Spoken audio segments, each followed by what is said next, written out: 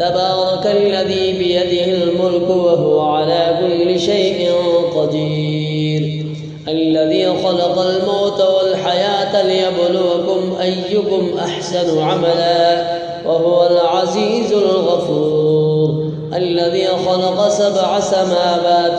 طباقا ما ترى في خلق الرحمن من تفاوت فارجع البصر هل ترى من فطور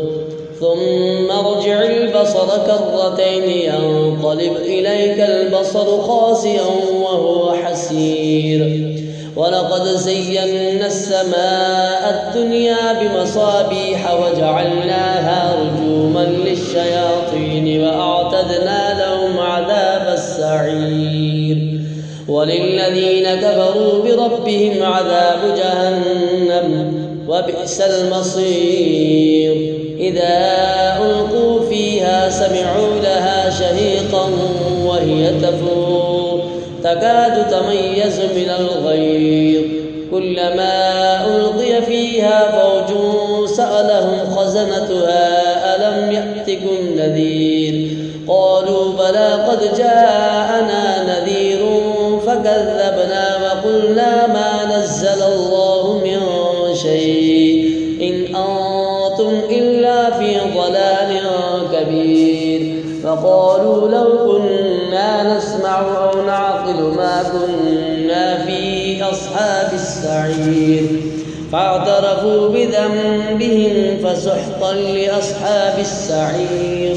إن الذين يخشون ربهم بالغيب لهم مغفرة وأجر كبير وأسروا قولكم أو اجهروا به إنه عليم بذات الصدور ألا يعلم من خلق وهو اللطيف الخبير هو الذي جعل لكم الأرض ذلولا فامشوا في مناكبها وكلوا من رزقه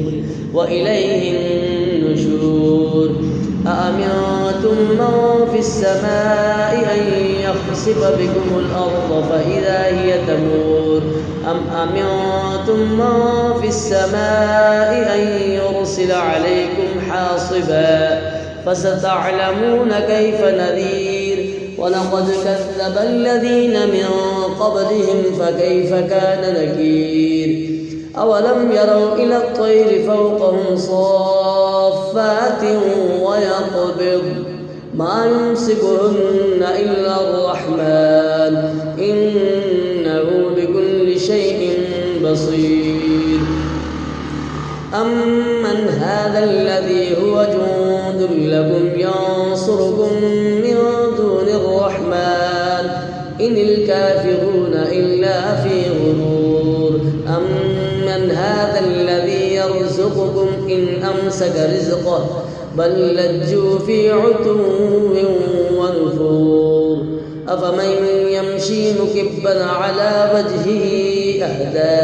أمن يمشي سويا على صراط مستقيم قل هو الذي أنشأكم وجعل لكم السمع والأبصار والأفئدة قليلا ما تشكرون قل هو الذي ذرأكم في الأرض وإليه تحشرون ويقولون متى هذا الوعد إن كنتم صادقين قل إنما العلم عند الله وإنما أنا نذير مبين فلما رأوه زلفة سيئت وجوه الذين كفروا وقيل هذا الذي كنتم به تدعون قل أرأيتم إن أهلكني الله ومن معي أو رحمنا فمن يجير الكافرين من عذاب أليم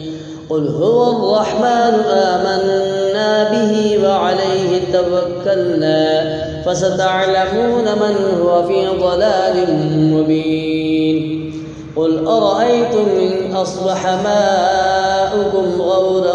فمن يأتيكم بماء معين صدق الله